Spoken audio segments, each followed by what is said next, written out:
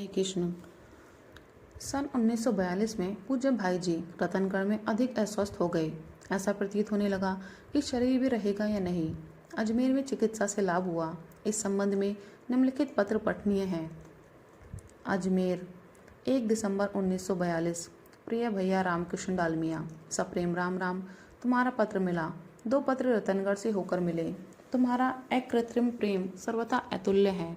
मेरी गुदा में अंदर की ओर एक घाव हो गया है और उसके पस ऊपर को रास्ता बना रहा है, जिससे अंदर ही अंदर पस निर्मित हो रहा था। जब तक ऑपरेशन टेबल पर नहीं गया तब तक इस बात का पूरा पता किसी को न लगा, तो निर्णय हो गया। दर्द बहुत ज़्यादा था, इसे क्लोरोफॉर्म करके ऑपरेशन किया गया। आज चौथा दिन है। अब धीरे धीरे घाव भरेगा। अंदर का घाव होने से टट्टी जाने में और ड्रेसिंग में कुछ कष्ट होता है। कल तीसरे दिन पट्टी खोली थी, आज ड्रेसिंग किया। घाव की हालत संतोषजनक है। आशा तो है 15-20 दिनों में बिल्कुल आराम हो जाएगा। शरीर बहुत ही कमजोर हो गया है। रक्त प्राय सूखा जा रहा है। इधर महीनों से शरीर रुग्ण चल रहा है।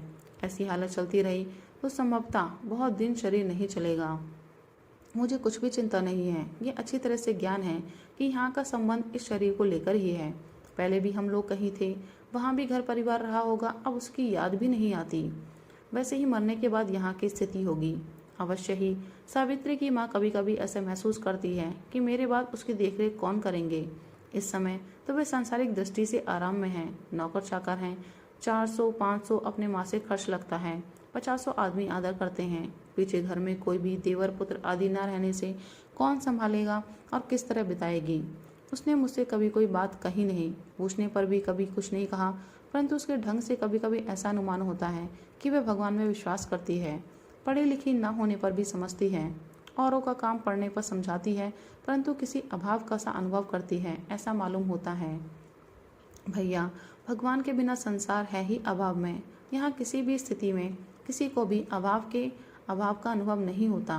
किसी न किसी अभाव की भावना मन में खटकती ही रहती है, और जब तक अभाव का अनुभव होता है तब तक किसी भी हालत में मनुष्य सुखी नहीं रह सकता।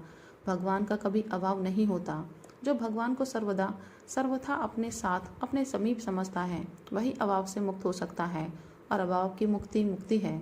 यह पत्र तुम्हें बिछौने पर पड़े पड़े लिख रहा हूँ। अब और ताकत नहीं, फिर लिखने का मन है।